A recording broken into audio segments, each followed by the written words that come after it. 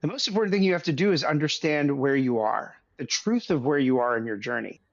And you're going to constantly be, you're going to be on that water infinitely. So you're going to bounce between growth and security an infinite number of times in your life. And when you're in security, just remember the sun's going to come out and the breeze is going to blow again. And when the breeze is blowing and the sun is out, just remember the storm is coming. There's a storm coming.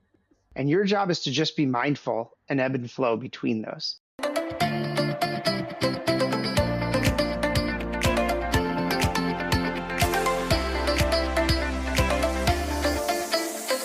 This is By Joyan Season 2. I'm your host, Joyan Chan, and every Wednesday we bring you inspiring stories, powerful message, and fun conversations with me and my special guests and friends, and it's my personal mission to empower you to live and lead a life with joy. This podcast is for you if you're looking for more joy, courage, passion, and purpose in your life. Now let's dive into today's episode and get ready to laugh, learn, and live your life to the fullest. Our guest today is an executive coach and EOS implementer who teaches purpose at Ruckus and the founder of My Authentic Story. His work helps people and organizations get unstuck, build momentum, and find purpose. His new book, Making Sense of Purpose, makes one deceptively simple case. Before you can make sense of your purpose, you have to make sense of yourself. There are no gurus in his work, just a steady light for the path. So, ladies and gentlemen, welcoming the author of Making Sense of Purpose, Suneet Bhatt. Welcome to the show, Suneet. Hi, thank you for having me. I'm excited for the conversation. I'm really excited as well, and I always tell my friend I don't know what my purpose is, right? And so I'm really excited to learn how to help Yes. others find purpose in their life, and I'm sure I'm not the only one, right? So let's start with Yeah. the big questions. So you have said before you can make sense of your purpose, you have to make sense of yourself. So can you first unpack that for us? Yeah, happy to. So the premise is that there are already a lot of great frameworks and books and content and courses about how to uh, how to find purpose. So there'll be design your life. There's a variety, so many different frameworks and tools, but they all make one assumption, and that assumption is that you're coming to whatever that work is with a really healthy understanding of who you are. And the truth is, most of us are simply not self-aware. We don't have the time, we haven't done the work to really dig deep on who we are, what makes us and matters to us. And so, even when I did my own journey, I found myself always chasing things externally, and that's why they were never fulfilling. Jobs, extracurriculars, whatever it was. It was only when I took the time to actually think about what mattered to me as holistically as I could, identify the patterns, that the things I wanted to pursue became more fulfilling because I connected them to who I was internally. And I think that's the work that my book does. Uh, the example and the analogy I give is right now, the way people search for purpose is similar to somebody going grocery shopping hungry and without a list. And we know that no matter how big your budget, no matter how big or small your budget, and whatever your means may be, if you're going to go grocery shopping and you go hungry, you're not going to make good decisions. You're going to make rash decisions, impulsive decisions, instinctive decisions. You're not going to make healthy long term decisions because you're hungry and you're trying to satiate that hunger, right? And the second thing is if you don't go with a list of what you're trying to do, what you're trying to make, what your menu is, if you don't go with that list, you're just going to improvise on the spot. You're going to be attracted to whatever comes at you as opposed to being intentional and choosing the things that you're going to put in your cart. And so that's the analogy is if you don't take the time to get to know yourself, then when you go look for purpose, you're showing up hungry and without a shopping list. That's so true. I can resonate so strongly with that analogy, going shopping and without a list. Mhm. So what is that list that we should start writing down? Like, what Yeah, does it look like? that's a great question. And so So, for example, I'll talk to you about my course at Rutgers. So, it's called Find and Evolve Your Purpose. And we don't talk about purpose until class number 15. The last day is when we talk about purpose. Every other course, every other day, we're giving you a new way and a new perspective on how to look at yourself and how to see yourself. So, what does that look like? The first day, I say, I just want to understand why you're here. Like, tell me, why did you show up to this class? What state are you in? What are you trying to get out of it? So, we lock in your point of origin. The second class, we do what makes you happy. So I give people an assessment on what makes them happy, what makes them proud. It's on my t-shirt. What makes them not yet satisfied. So they get three different perspectives on who they are. Then we do strengths. And we don't do strengths in terms of skills. We do strengths in terms of what gives you energy.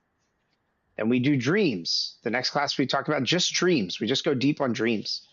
Then we go values, then we go motivations, then we go behaviors, and we just keep giving you different ways to understand yourself, and we do them independently. And then when we get to week 9 or 10, we step back and we say, "Hey, take a look across everything you just excavated about yourself and wrote about yourself and learned the research about yourself. Now, what patterns do you see? What keeps showing up? No matter what keeps showing up? And what are the through lines?" And what's beautiful is when you do that much work, and it's all documented, you can't hide from it. You start to really connect with and understand who you are because it's unavoidable. The things keep showing up time and time again. And then because you've written it and you've done the work, not only does it keep showing up, you believe it because you see it and you can't walk away from it. And as a result of that, then you're ready to start looking forward and seeing, how do I apply this? How do I apply all these patterns that I'm seeing into what I do, what I'm going to do next? And that's the most powerful work that you can do for someone, is make them just more self-aware, clear. And part of that exercise also is, what am I really good at? What gives me energy and what doesn't? And so the beauty of that is when you see those patterns and it keeps showing up, you also identify the things that don't resonate with you. And you become much more confident saying, you know what, that's not something that works for me. That doesn't resonate with me, doesn't make me happy, it doesn't make me proud, it doesn't give me energy, it doesn't make me confident, it doesn't align with my values. And that's when you start to really think about how you want to, like, move forward. But that's the work that we do, is helping. You're the most complex being that's ever walked the planet. There's no single lens or assessment that's going to fully capture who you are. So let's take a bunch of them. Let's look at a bunch of data, and then let's find the patterns. Right.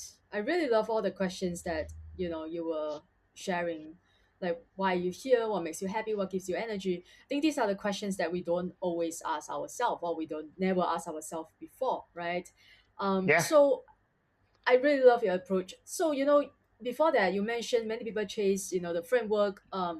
Like I myself have done a lot of personality tests, Yeah. and even hire like life coaches and right. So you as well, you tried multiple self-discovery tools, but felt none of them were complete. So, in your Yes. perspective, what do you think was missing in those approaches? I think it's something we just touched on a little bit, which is, we are incredibly complex. There's no way a single assessment in 20 to 40 minutes is ever going to fully capture who I am as a person. The other challenge is, the moment that I take that assessment, I may have a certain mindset versus another one. So that's why we also space these out, so you can see your patterns across time. But I think it's just fundamental that these assessments, there's no way they can fully capture me. And the truth is, I will never be fully captured, because I learned stuff today that is going to change me tomorrow. And so every day I'm learning something, experiencing something, learning something, witnessing something. The environment around me is changing in some way. And these are static assessments. And so what you're trying to do is not, like, be a hammer looking for a nail and say, this is my gospel. Instead, what you're trying to say is, this is a lens and a perspective on me. That's all it is. It's one lens, but there's an infinite number of lenses on me.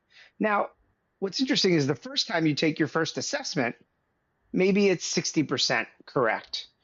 You take a second assessment and you've already got 60% of the way there. So maybe that adds another 5 to 10% of clarity. You're never going to get fully captured, but the more you take, the more coverage you will ultimately get. And at some point, there are diminishing returns, right? Like you take 50 personality tests, you can, right? I don't think there's anything wrong with it, but there's likely some sweet spot in the 5, 10, 15 range where you start seeing repeat information and you can start being with confident, like, hey, I've done a lot of this work. Now let me shift into synthesizing and moving forward. Mm, right. Okay, so how do you then, okay, let's talk about, Yeah, your work at the university. So after sure. you have asked the students all the questions, from day one to day, I don't know, 14, right? The last day is the day that you help them discover their purpose. So what is that ultimate question?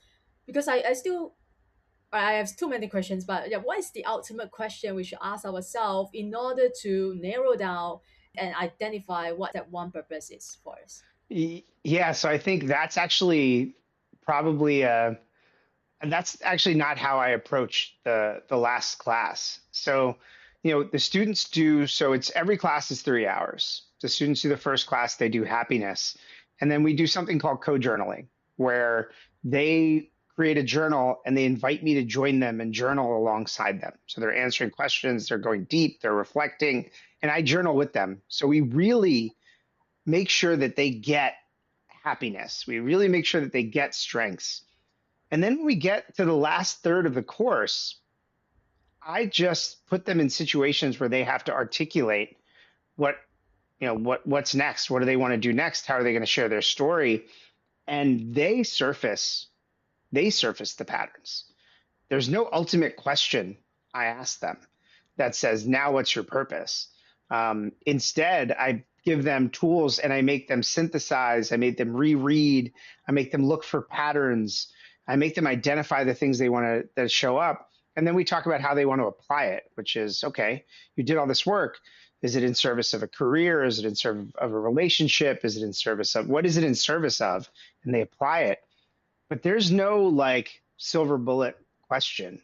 It is a byproduct, it is a result of the through lines of all the work that they've done, right? And that's the important thing is we make it inevitable because when you've done this work, you're spending 45 hours doing nothing but exploring what makes you and matters to you on the other side. And then you have a 50-page document about who you are, right? And all your notes and everything you've written about in your journey, it kind of becomes inevitable on the other side. Now, some students, everybody comes to the class in a different space, right? So some students come in and the best thing they can say is, I'm not as anxious anymore. I feel like I'm going to be okay. And now they're in a safe space to start thinking about purpose. Other people come in and say, I know exactly what I want to do. I'm going to switch my major. I'm going to do this, so the class meets them where they are. But the point is, it works for everyone. This framework works for everyone, no matter where you are in your journey. It still works because self-awareness is something that can only help you get clearer, more confident, less anxious, and more focused. So that's the work that we do. Beautiful. Right. So, do you believe that, because this is the question that I always have in the Yeah. back of my mind, like, do you believe that we came to this, like, we came here, right? I don't know whether you are spiritual or not or religious, but we came here with just one single purpose. Like, this is why we are here. This is why we Mm. exist. But do you believe that we have different purpose at every different stage of our life? I think everyone's different. I think the name of my course is Find and Evolve Your Purpose because I think it is something that evolves as your context changes. There are definitely people who had a sole purpose from birth and they were clear and they knew it. And I believe that I think they're wonderful and lucky and I'm jealous. I think for many of us, it's iterative. So purpose is not something you chase, and it is not a singular thing. It is something that you get to by experimentation, iteration, and evolution. And I think that's the process by which you understand your purpose. And I'll give you an example. I work with there's a police officer who took my course, and he took it basically when he had retired after 30 years of being a police officer in public service. For those 30 years, he thought that his purpose was to be a police officer. That's how he looked at it. He said, that's my purpose. So when he retired, his purpose, he kind of felt lost. So he came to the class, but within 3 to 4 weeks of taking the class and doing all these different assessments and getting a fresh perspective and having the space and grace to just think about it. I think that's really important, which is just having the space to think about this without distraction and the grace to work through it without judgment, right? Those are important. And what he realized was his purpose was not necessarily just to be a police officer. Now it was to be a public servant and to teach people how to be of service, right? And so he had this really interesting evolution. So his purpose didn't change, it evolved because he made progress. His life stage changed, his values changed because he retired. His motivations changed because his kids had left the house. A lot of these factors had changed, and so his purpose didn't like change as much as it just grew and evolved. It stayed on the same trajectory, but it reached a new height in a sense. And so I think for most people, it is an iterative and progressive evolutionary journey. And I think the most important thing you can do is honor it and pay attention to it as it shifts and changes as your priorities change and the world around you changes. Yeah. We all change, like you said, right? We are Yeah. growing every single day. We are learning new things. So of course, it's only natural that our purpose or our priority changes. Yeah. Yeah. We are complex and we are dynamic. For a majority of us, how can you assume that a complex and dynamic, ever evolving, ever changing system only has one purpose? I think that's kind of mistaken. Now, you can take it to a super macro level of purpose, which is my purpose is to help people. Like, okay, you could probably say something like that and get away with it. But I think there's some balance of specificity and clarity to purpose that makes it more motivating. And that's where it gets more refined over time. Yeah, it has become such a universal struggle and issue because now everyone is talking about finding a purpose, right? Just find your passion, right? Yeah, Do what you are good at, do what you love, and everyone is struggling to find their purpose, and it becomes such a universal problem, no matter who you are, where you are, and sure. so what is your take on that? I think that's why I wrote the book, right? Which is I think everybody is telling you how to find your purpose, but everybody's skipping a step. Nobody's telling you how to understand who you are, what matters to you, and what makes you before they drop you into their framework for finding purpose. And I think that's the step that everybody skips. And that's the step I'm trying to build, which is a foundation. So when you go to any of those frameworks, tools, courses, you enter it with much greater clarity on who you are. So you can be intentional about what you bring to it, what you take from it, what you learn from it. I think that's the biggest issue and that's why I talk about my book and I say it's not for people that want a life hack. Like this isn't a hack. This is a this is work, right? It's easy. It's not lengthy. It's not time consuming, but you have to be willing to be vulnerable and actually reflect and be thoughtful. And on the other side of it, you will be heavily rewarded. Heavily rewarded. Mm, right. So yeah, the other story that I want to talk to you about, which I read while I was doing my research. So you talk about the story of a 67-year-old serial entrepreneur, right? Yeah, Who was yeah, successful yeah, with businesses and still felt unsure of his purpose. Like he asked you, I don't even know why I'm here. So that was yeah, part of that was the inspiration for your work and research, right? yeah, So what did that moment teach you anything about purpose and how did that inspire the work that you do yeah. today? It's a great example. So I'll set some context. I I had a friend call me and say, Suneet, I have a friend who just exited a business and is unsure of what to do next. Would you be willing to talk to this person? And I said, sure, I'll talk to him.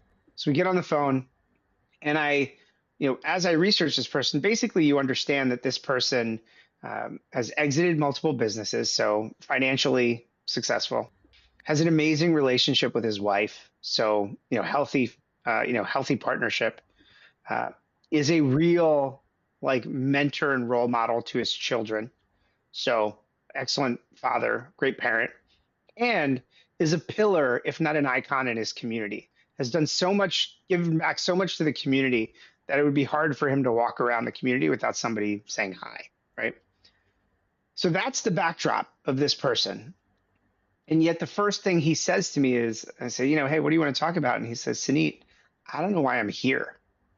And that to me was mind blowing because if he doesn't know why he's here, Right. then none of us know why we're here.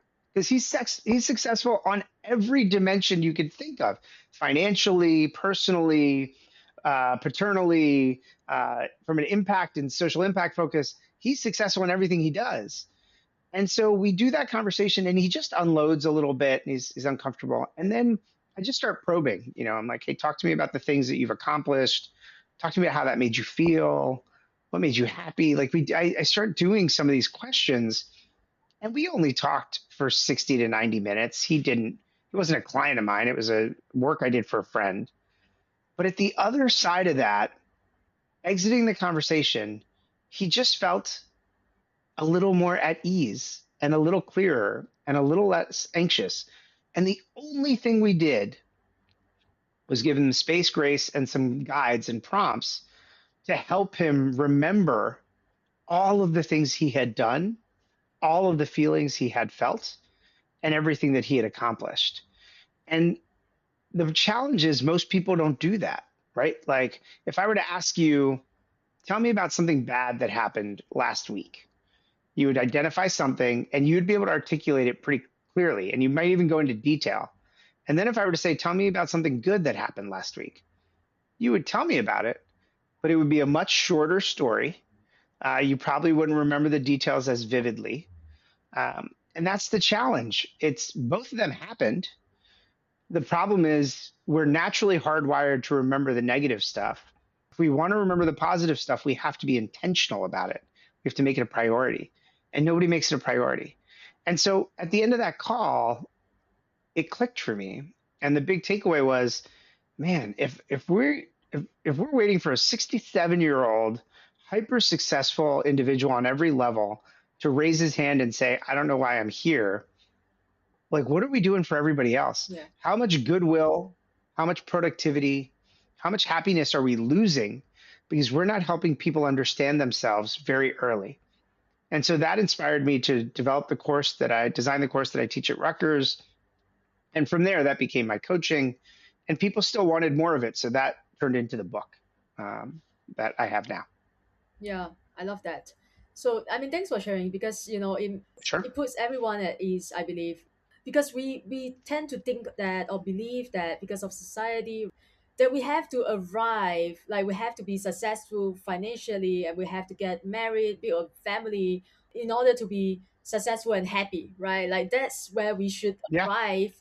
Then I will feel purposeful, I will feel happy, I will feel successful. But that's not the case, right? Based on the story that you just shared, like he had everything but he wasn't feeling happy or successful or fulfilling, right? So I believe that's Yeah. yeah, that helps. Well, if I can, when I talk about purpose and I talk about happiness and I talk about all those factors, the thing I say is that all of those things don't start as a prediction. They start as a reflection. You don't start your journey to purpose by making a prediction about what's going to fulfill you. You don't start your journey to happiness by making a prediction about what's going to make you happy. You actually start with a reflection. Okay. And that's the important thing. Purpose, happiness, all those things, they are reflections before they are predictions. mm, I love that. Yeah, cool. So let's talk about you as well because you also spent nearly Sure. 2 decades, right, building helping Yeah. businesses achieving high stake success, like helping companies, organizations survive crisis and major transitions. So you also help them exit I think a couple of businesses, right? If I'm not Yeah. wrong. So Hmm. you also felt bored and empty after each win and success. So what was going on internally that you didn't initially realize or see back then? Yeah, I think, I would take a job and I would, in the beginning, early in my career, every job was exciting because it was something new, right? And so it would last for a while. But there was always a moment where I would look at the work and I'd say, you know what? I think I've gotten everything I can from this job. So I need to move on to something else. I would feel empty, hollow, bored, whatever. And so I always thought that I wasn't happy with the job. So I would go find another job. The truth of it was, I wasn't happy with the work. So it didn't matter what job I took, I was never going to be fully fulfilled and sustainably happy. It wasn't going to happen. And so I would feel the hollowness. I would feel like something was wrong, but I misattributed it to something external. I attributed it to the job as opposed to attributing it to a disconnect for me. And so after my last exit, after I exited my last business, um, my wife said, Suneet, there's something not right here. This is happening faster and faster because it would go from 4 years to 3 years to 18 months to 12 months. And I'd be like bored and it was getting faster. Right. And so she's like, there's something not right. Why don't you take some space? She gave me the space and grace to figure out what's happening, do the work that fulfills you, that motivates you, like find the real work that you love. But in order to do that, I had to take a break from looking externally and I had to figure out what I love and why. And then I could commit to the work that I wanted to do. And that's what I did. So this course, this book, it's my case study. It's an experiment on myself that ultimately I refined and worked that I've now brought to hundreds and hundreds of people, if not thousands, at least some of the frameworks. Yeah, and then there's a pattern that I often see, from hundreds of podcasts that I've done with experts and speakers like yourself, is that their purpose came from their own struggles, right? Because they Hmm. had that problem to begin with, and that's why they are so passionate about what they do and to help others to solve the same struggle they had before, Yeah, right? Do you see the same? you're totally, yeah, you're totally right. It's a great thing to call out. We've been through it, and that's what motivates us because we don't want to see anybody else go through it. There's an answer. There's hope. Right. The last thing I want to talk to you about is that you make a bold statement, right? You were saying Maslow was wrong, right? It's a sailboat, not a pyramid. So I want to talk about that. So in your sailboat model, how do you Mm-hmm. how do safety, growth, and meaning actually interact differently compared to the linear pyramid of needs that we were all taught? Yeah. So the first thing is that is not my research. That comes from a gentleman named Scott Barry Kaufman, and he is the preeminent, thinker on human potential. But he's also a Maslow expert.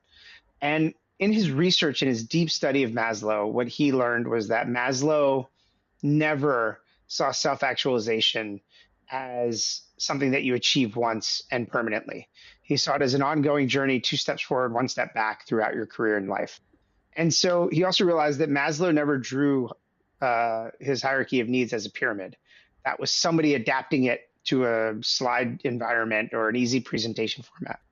So what Scott Barry Kaufman envisioned was he said it's actually there's something different. He's like, when you think about a pyramid, what do you think of? You say it's monolithic, it's permanent, it never moves, Mm, it never changes, it's always the same, and it's timeless. Like once you've done it, it's there forever, right? Some of the longest standing, man-made structures in the world are pyramids, right? They never change, and that's not self actualization and that's not the human experience.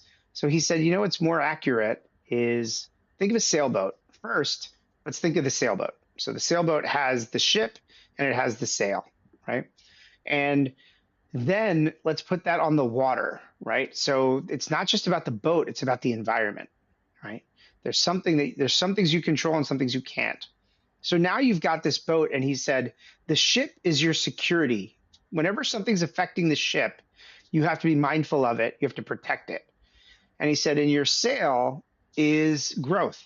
Whenever something's affecting your sale, it's going to move you and move you forward. So you have a security component, and you have a security half, and you have a growth half. And but what was fascinating about it is he said what's most important is the environment and how you react to it. So when it's stormy, the sea is choppy, your job is to make sure your boat stays afloat. When it's difficult around you, your job is to make sure you don't sink. And when it's calm and when the breeze is blowing in your favor, unfurl your sail and you'll move in beautiful directions. But what's complicated is if the sea is choppy and it's stormy outside and you unfurl your sail to try and grow, you may sink. It's not the right conditions.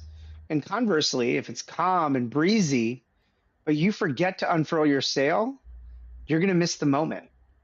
And so the most important thing about Maslow's model, as adapted by Scott Barry Kaufman, is the most important thing you have to do is understand where you are, the truth of where you are in your journey. And you're going to be on that water infinitely. So you're going to bounce between growth and security an infinite number of times in your life. And when you're in security, just remember the sun's going to come out and the breeze is going to blow again. And when the breeze is blowing and the sun is out, just remember the storm is coming. There's a storm coming. And your job is to just be mindful and ebb and flow between those. So I love that model, but it is not mine.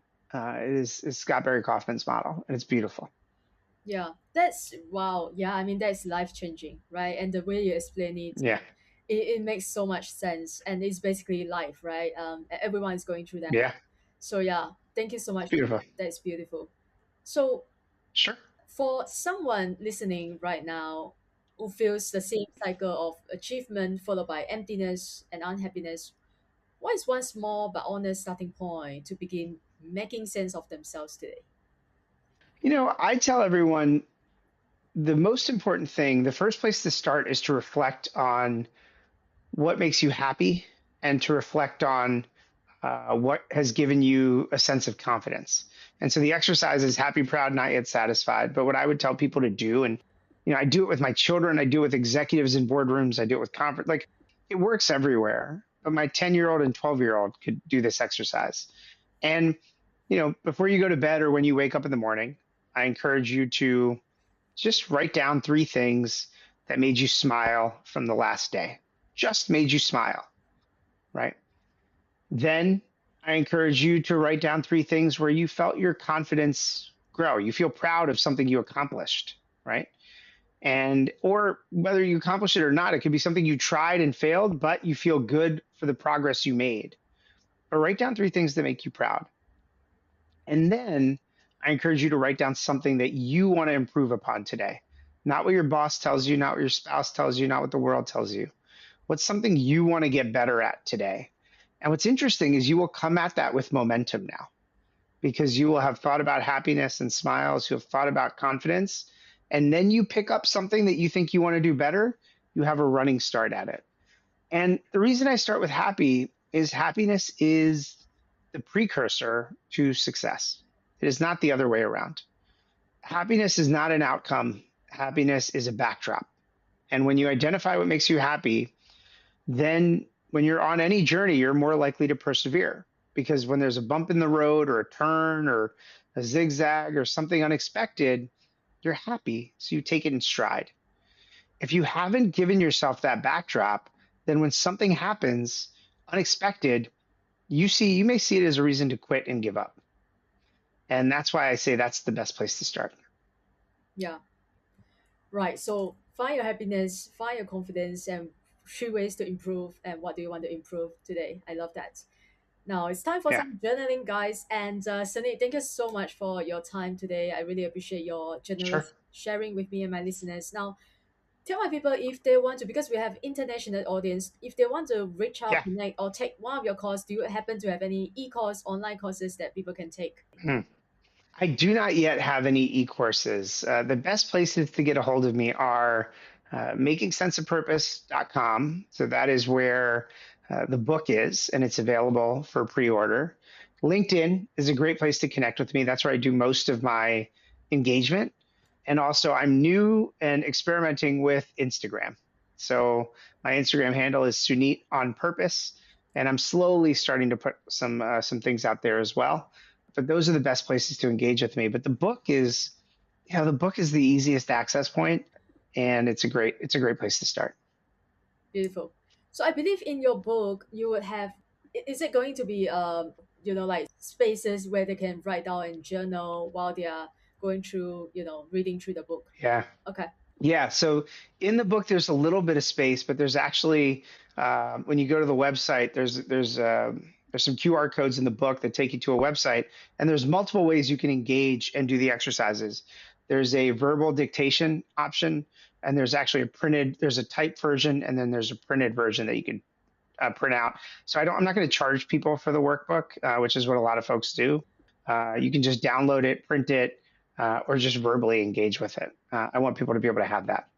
Wow, that's really cool. I love how you have different formats for engaging with your readers. Now, thank you so much Yeah, again. Yes, guys. I hope today's episode helped you see yourself a little differently, see your purpose a little differently, your patterns, your purpose, your success, your happiness, your choices. And I invite you to take some time to journal. Sunit has shared a lot of beautiful questions. I invite you to sit with that for a moment and just do some journaling. And if you found value in this conversation, go follow Sunit, buy his book, explore his work, and reach out if you have any other questions. I'll put all his links in the show note below. Again, thanks for listening, and I wish you all a joyful and amazing day ahead. Bye. Thank you again for tuning into Find Joy Joyan podcast. If you enjoyed today's episode, take a screenshot and share it on your IG story and tag Find Joy Joyan _podcast so I know you are listening. And leave us a positive review on Apple Podcasts if you haven't already done so. And remember to hit the subscribe button whether you are listening on Spotify, iTunes, Amazon Music, or any of your other favorite platforms. If you love what we are doing and want to become one of our sponsors, you can send me a DM to connect. And thanks for being here. I will see you soon in the next episode.